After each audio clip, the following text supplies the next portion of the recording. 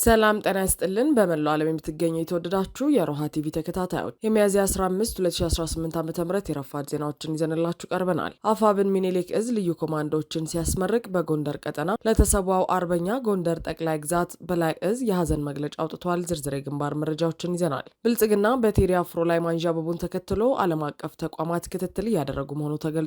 ሰሙታላችሁ። የትግራይ ክልል መንግስታዊ ሚዲያዎች እየታዘዙኝ አይደለም ያሉት ሌተናል ጀነራል ታደሰ ወረደ አማራጭ ስላለኝ ህዋቶች ይስሙኝ እያሉ ነው። በስፋት ዳሰነዋል። ኢራን የተኩስ አቁም ጥሰት በመፈጸሙ የሆርሙዝ ወሽመጥ አይከፈትም ስትል የአሜሪካ የባህር ኃይል አዛዥ ደግሞ ከኃላፊነታቸው ተነስተዋል። ውድ አድማጭ ተመልካቾቻችን አብራችሁን ልትቆዩ ከፈቀዳችሁ እነዚህ መረጃዎች በዝርዝር የምናሰማችሁ ይሆናል። የሮሃ ቲቪ ወቅታዊና ሀቀኛ መረጃዎች እንዲደርሷችሁ ቻናሉን ሰብስክራይብ፣ ላይክ እና ሼር በማድረግ አሁኑኑ ቤተሰብ ይሁኑ።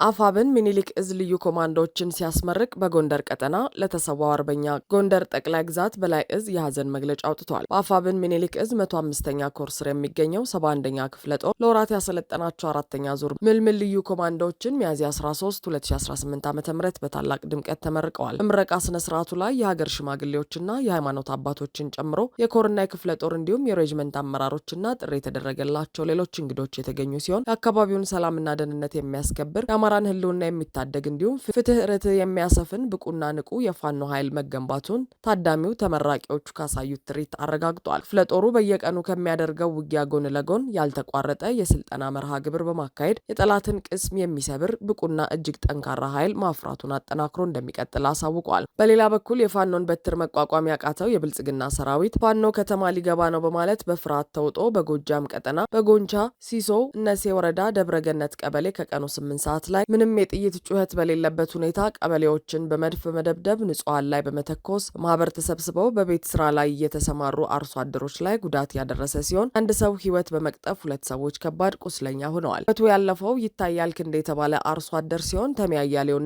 አበዛ ከበደ የተባሉት ከባድ ቁስለኛ ሆነዋል። በወሎ ቀጠና ደግሞ 2 የአብይ አህመድ ዙፋን ጠባቂ ሰራዊት አባላት ሙሉ ትጥቃቸውን በመያዝ የፋኖን ትግል ተቀላቅለዋል። ሚያዝያ 14 2018 ዓ.ም የሰሜን ምስራቅ እዝ 46ኛ ክፍለ ጦር አንደኛ ሬጅመንት ለያዩ ኃላፊነት ሲያገለግሉ የነበሩ 2 የመከላከያ ሰራዊት አባላት የአገዛዙን የጥፋት መንገድ በመቃወም ሙሉ ትጥቃቸውን ይዘው የሚኒሊክ እዝ 101ኛ ኮር 15ኛ ክፍለ ጦርን ተቀላቅለዋል። የክፍለ ጦሩ አመራሮችም ለአባላቱ ጥሩ አቀባበል አድርገውላቸዋል። የብልጽግናን አገዛዝ በመቃወም ፋኖን የተቀላቀሉት የመከላከያ ሰራዊት አባላት ደስታው ይመር በሰው ሀብት አስተዳደር ኃላፊነት ሲያገለግል የነበረና አማረ ደጉ በህግ ክፍል ሲያገለግል የነበረ መሆኑ ተረጋግጧል። እነዚህ የሰራዊቱ አባላት በሰሜን ወሎ ዞን ራያ ቆቦ ጮቢበር ተመድበው የነበሩ ሲሆን ከዛ ተነስተው በራያ ቆቦ 41 ቀበሌ አማያ በመግባት ለሚኒሊክ እዝ እጃቸውን ሰጥተዋል። አባላቱ በሰጡት ቃል ወታደር የህዝብ ዘብ መሆን ሲገባው በተቃራኒው ህዝብን የሚደበድብና የሚያሰቃይ ሆኗል በማለት አገዛዙን የካዱበትን ምክንያት ገልጸዋል። በሌላ በኩል የሚኒሊክ እዝ አባላት በሽወይ በጨፌ መንደር እንዲሁም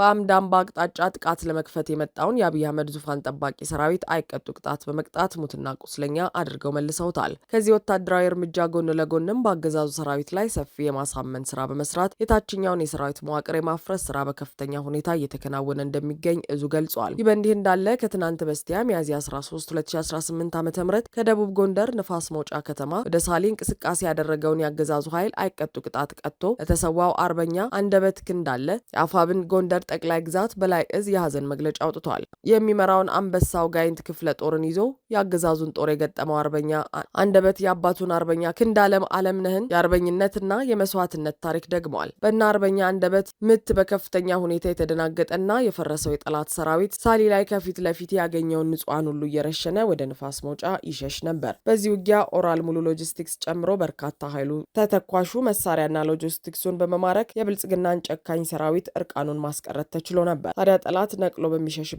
ቅጽበት የቀን ጎደሎ ነውና ከጠላት በተተኮሰች ጥይት ሳሊ ላይ ሚያዝያ 13 2018 ዓ.ም በተወለደ በ4 ዓመቱ በጀግንነት የአባቶቹን ቃል አክብሮ ተሰውቷል። ብልጽግና በቴዲ አፍሮ ላይ ማንዣበቡን ተከትሎ ዓለም አቀፍ ተቋማት ክትትል እያደረጉ መሆኑ ተገለጸ። ባለፈው ሳምንት 6ኛ የሙዚቃ አልበሙን ኢቶሪካ በሚል ርዕስ በዩቲዩብ እና ሌሎች የበይነ መረብ መድረኮች ለአድናቂዎቹ ያቀረበው አርቲስት ቴዎድሮስ ካሳሁን ወይም ቴዲ አፍሮ የቅርብ ጓደኛ አቶ ኢየሱፍ ያሲን ከትናንት በስቲያ በጸጥታ ኃይሎች ተይዞ መወሰዱን መዘገባችን ይታወሳል። በተመሳሳይ በዚሁ ዕለት የቴዲ አፍሮ አዲስ የሙዚቃ ስራዎች በዩቲዩብ መድረክ ማስታወቂያ እንዲታጀቡ አስፈላጊ ሂደቶችን ለማመቻቸት ጀምራ እንደነበር የተገለጸው ወይዘሮ መሐሌት ሰለሞንም ለእረፍት አዲስ አበባ በተገኘችበት አጋጣሚ በፌዴራል ፖሊስ አባላት መታፈኗ አይዘነጋም። ዶቼ ቬለ ያነጋገራቸው ከታዋቂው አርቲስት ቴዲ አፍሮ ጋር የቅርብ የስራ ግንኙነት ያላቸውና ስማቸው እንዲጠቀስ ያልፈለጉት የመረጃ ምንጭ አክለው እንደገለጹት ሳምንት ባልሞላ ጊዜ ውስጥ በሚሊዮኖች የተደመጠው የሙዚቃ አልበም ከመውጣቱ አስቀድሞ በአርቲስቱና አካባቢው ወከባና ጫና የሚፈጥሩ እንቅስቃሴዎች ታይተዋል። በትናንትናው ሌሊትም ሌሎች የመድረክ ስራ ባልደረቦቹን ፍለጋ ነው በሚል የጸጥታ ኃይሎች መሆናቸውን የገለጹ አካላት ወደ አርቲስቱ መኖሪያ ቤት መሄዳቸውን ተናግረዋል። እንዲያውም ሆኖ እስካሁን ባለው ሁኔታ በማህበራዊ መገናኛ ዘዴዎች የሚነሱ ዝግቦችና በአርቲስቱ አካባቢ ወከባ ለመፍጠር ከሚደረጉ እርምጃዎች የዘለለ ነገር አለመኖሩን አመልክተዋል። ጉዳዩንም ዓለም አቀፍ ተቋማት ጭምር በቅርበት እየተከታተሉት ለመሆኑ መረጃ እንዳላቸውም ገልጸዋል። ኢትዮሪካ የተሰኘው የክብር ዶክተር አርቲስት ቴዎድሮስ ካሳሁን የሙዚቃ አልበም በተለያዩ ወገኖች ትርጉምና ትንታኔ እየተሰጠበትና እያነጋገረ ነው። ከሀገር ውስጥ አልፎም የቀድሞ በኢትዮጵያ የአሜሪካ አምባሳደር ቲቦር ናጂም በበኩላቸው ከጋዜጠኞች በተሻለ ለባለስልጣናት እውነታውን የገለጸ በማለት ሌሎችም ሙዚቃውን እንዲያደምጡ የጋበዙበትን አስተያየት በትዊተር ገጻቸው አጋርተዋል። ኢትዮሪካ የሙዚቃ አልበም ከመውጣቱ አስቀድሞ ቴዲ አፍሮ ስለ አዲስ ስራው ጋዜጣዊ መግለጫ ለመስጠት አቅዶ በብልጽግናው አገዛዝ መከልከሉ መገለጹን ተከትሎ ብዙዎች ሙዚቃውን ለማድመጥ የበለጠ ጉጉት እንዳሳዩ አስተያየት የሚሰጡ ጥቂት አይደሉም። 18 ሙዚቃዎችን ያካተተው የሙዚቃ አልበሙ በዩቲዩብ ብቻ በርካታ ሚሊዮኖች የተመለከቱት ሲሆን በተለይ ዳስጣላ የተሰኘው ሙዚቃ የዜና እስከተጠናከረበት ጊዜ ድረስ 15 ሚሊዮን ተመልካቾችን በ6 ቀናት ብቻ በማግኘት በዩቲዩብ የሙዚቃ ሰንጠረዥ የበላይ ከሆኑ የዓለማችን ሙዚቃዎች 3ኛ ደረጃ ላይ መስፈር ችሏል። ይኸው ዳስጣላ የተሰኘው ዜማ ላይ ብቻ በዩቲዩብ ከ60 ሺህ በላይ ሰዎች አስተያየት ሰጥተውበታል። ይህ ሙዚቃ በተለየ ሁኔታ የብልጽግናን አገዛዝ ራቁት ያስቀረ ግፍና በደሉን ያጋለጠ ሚሊዮኖች ለራሳቸው የተዘፈነላቸው እንደሆነ እየገለጹ አድምጠውታል። የትግራይ ክልል መንግስታዊ ሚዲያዎች እየታዘዙኝ አይደለም ያሉት ሌተናል ጀነራል ታደሰ ወረደ አማራጭ ስላለኝ ህወሓቶች ይስሙኝ እያሉ ነው። የትግራይ ክልል ጊዜያዊ አስተዳደር ፕሬዝዳንት ሌተናል ጀነራል ታደሰ ወረደ ትናንት በስቲያ መግለጫ ከሰጡ በኋላ ለመግለጫው ደግሞ ማብራሪያ በሚል ለተወሰኑ የግል ሚዲያዎች ሌላ መግለጫ መስጠታቸው እያነጋገረ ነው። ታደሰ ለመግለጫቸው ማብራሪያ በሰጥ ሌላ መግለጫ ምን አሉ የሚለው ደግሞ ሌላው ተጠባቂ ጉዳይ ነው። ህወሓት ባለፈው ሳምንት ነባሩ መንግስት ይመለስ ሲል የወሰነው ውሳኔ እሳቸውን ጨምሮ 9 አባላት ላሉት ካውንስል እስከ አሁን እንዳልቀረበ ቀርቦም ቢሆን ካውንስሉ ውሳኔውን ከማወቅ በዘለለ ውሳኔውን መቀልበስ እንደማይችል ገልጸዋል። ከአክሱም ከተማ ነባሩ መንግስት ይመለስ የሚል ውሳኔ ከተላለፈ በኋላ የውሳኔው አስፈጻሚ የህወሓት አካል እንዳልተገናኙ በተናጠል ሳይሆን ውሳኔውን ከሚፈጽም አካል ተገናኝተው መወያየት እንደሚፈልጉ አስታውቀዋል። የህወሓቱ ነባር መንግስት ይመለስ አደገኛና ተጨማሪ ግጭትና ጥፋት የሚጋብዝ ውሳኔው ከተተገበረ ውድቀት እንጂ ድል እንደማያስገኝ አብራርተዋል። ፕሬዚዳንቱ የተፈጠረውን የፖለቲካ ቀውስ ለማረጋጋት የሚያስችል አማራጭ የመፍትሄ ሀሳብ እንዳላቸውና እሳቸውን ጨምሮ 9 አባላት ላሉት ካውንስል ለማቅረብ ዝግጁ እንደሆኑ ገልጸዋል። ሆኖም የጀነራል ታደሰ አማራጭ ሀሳብ ምን ይሆን የሚለው ተጠባቂ ጉዳይ የሆነ ሲሆን ስልጣናቸውን ማስረከብን ግን እንደ አማራጭ እንደማያዩት ጠቁመዋል። የክልሉ መንግስት ሚዲያዎች በህወሓት በመጠለፋቸው ምክንያት ትናንት ሚያዝያ 13 የሰጡት ቃለ መጠይቅ ተዛብቶ መቅረቡን ገልጸዋል። ለምሳሌ ስልጣኔን እለቃለሁ ብለዋል ተብሎ በክልሉ ሚዲያዎች የተሰራጨ መረጃ እንዳለና ይህም የተሳሳተ መሆኑን አስገንዝበዋል። ነባሩ መንግስት ይመለስ የሚል የህወሓት ውሳኔ በጊዜያዊ አስተዳደሩ ስር ያሉ ዞኖች ለምሳሌ ክልሉ ደቡባዊ ዞን ውሳኔውን ተቀብያለሁ ብሎ በካቢኔ ደረጃ በሚዲያ መስተጋባቱን የተሳሳተ መሆኑን ይህ ስህተት ምንጩ የቆየው የፓርቲና የመንግስት መዋቅር መደበላለቅ እንደሆነ አንስተዋል። በጊዜያዊ መንግስት ላይ መፈንቅለ መንግስት ለማድረግ ማሰብና መተግበር ለትግራይ ህዝብ የማይመጥን የቅርቡም የሩቁም የማይቀበለው ዘመኑን የማይዋጅ እንደሆነ ገልጸው እንዲህ ያለ አደገኛ ድርጊት እንዳይታሰብ እንዳይተገበር በጽኑ አስጠንቅቀዋል። የጊዜያዊ አስተዳደሩ መዋቅር አሁንም በስራ ላይ እንደሆነና የዕለት ተዕለት መንግስታዊ ስራዎች በአግባቡ መከናወን እንዳለባቸው አሳስበዋል። ፕሬዚዳንቱ ስልጣናቸው በጩኸትና በደቦ ውሳኔ እንደማይለቁ በመግለጽ ማንኛውም ትግራዋይ ማህበረሰብ አንቂ የክልሉ ፖለቲካ ከድጡ ወደ ማጡ ከሚሸጋገር ኃላፊነት የጎደለው ተግባር እንዲቆጠብ አስጠንቅቀዋል። በእንዲህ እንዳለ በህወሓቱ ሊቀመንበር ዶክተር ደብረጽዮን ገብረ ሚካኤልና በአቶ አማኑኤል አሰፋ የሚመራ የፓርቲ ኮንፈረንስ በመቀለ ከተማ ተጀምሯል። ጀነራል ታደሰ በሚይዙትበትና በሚያስጠነቅቁበት ወቅት ህወሓት ከታደሰ ርቆ በአክሱም ሲያካሂድ የነበረው ስብሰባ አሁን ደግሞ በአፍንጫቸው ስር በመቀሌ ደግሞታል። ስብሰባውም ከወረዳና ዞን አመራሮች ጋር ሲሆን አሁን ታደሰ ወረደ የሚመሩት ጊዜያዊ አስተዳደር የዞንና የወረዳ አመራሮች ህወሓት ለጠራቸው ስብሰባ መቀሌ ተገኝተዋል።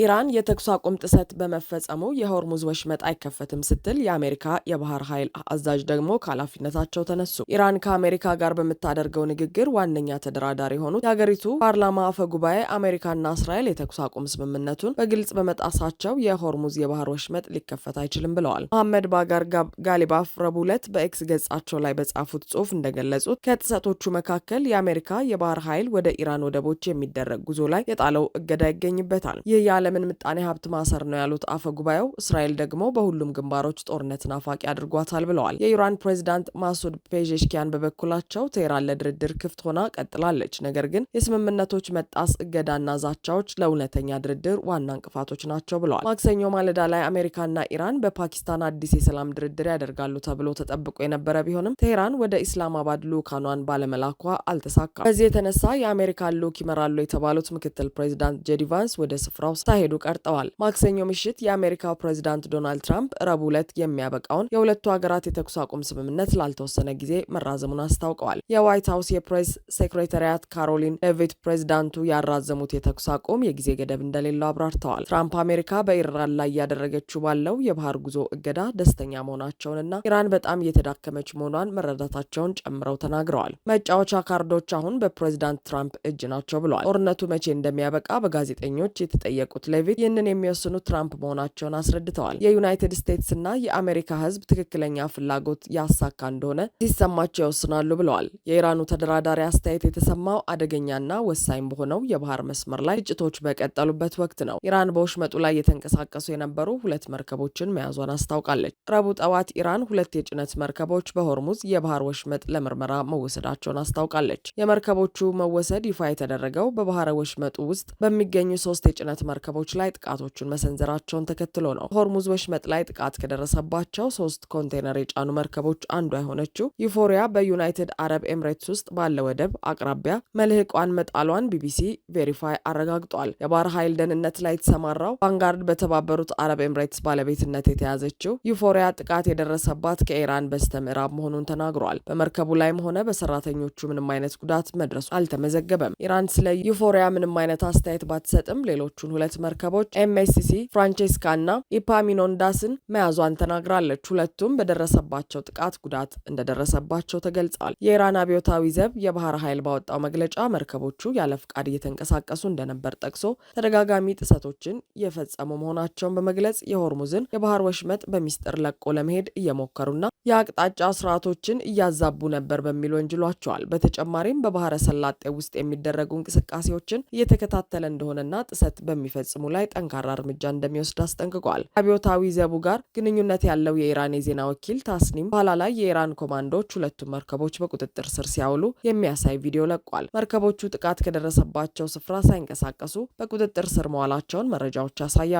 ይሁን እንጂ የባህር ትራንስፖርት እንቅስቃሴዎች መረጃ የሚከታተሉ ተቋማት ዩፎሪያ ጥቃት ከተፈጸመባት በኋላ ወደ ደቡብ አቅጣጫ በመቅዘፍ ከሆርፋካን ወደብ ርቆ በሚገኝ ስፍራ ቆማለች። የግሪክ የውጭ ጉዳይ ሚኒስትር ጊዮርጎስ ጌራፔትሪቲስ በግሪክ ባለቤትነት ስር ያለችው ኤፓሚኖንዳስ መርከብ ጥቃት እንደደረሰባት አረጋግጠዋል። በግሪክ የጭነት መርከብ ላይ ጥቃት መፈጸሙን ማረጋገጥ እችላለሁ፣ ነገር ግን በኢራናውያን መያዟን ማረጋገጥ አልችልም በማለት ለሲኤንኤን ተናግረዋል። እንዲሁም ረቡዕ ዕለት የአሜሪካ የመከላከያ ሚኒስትር የባህር ኃይል አዛዡ ከአሁን ጀምሮ ከኃላፊነታቸው መነሳታቸውን አስታውቋል። ጆን ፌላን ከኃላፊነታቸው ለምን እንደተነሱ የተሰጠ ምክንያት የለም። ይህ የሆነው የአሜሪካ የመከላከያ ሚኒስትር ፒት ሄግሴት የጦር አዛዡን ራንዲ ጆርጅን ከስልጣናቸው እንዲለቁ ከጠየቁ ከጥቂት ሳምንታት በኋላ ነው። የባህር ኃይል ምክትል ጸሐፊ ሃንግ ካኦ ተጠባባቂ ሆነው ቦታውን እንደሚሸፍኑ ተነግሯል። አድማጭ ተመልካቾቻችን የሰዓቱ የሮሃ ቲቪ ዜናዎች የተከታተላችኋቸውን ይመስሉ ነበር። አብራችሁን ስለነበራችሁ ከልብ እናመሰግናለን። ሰላም።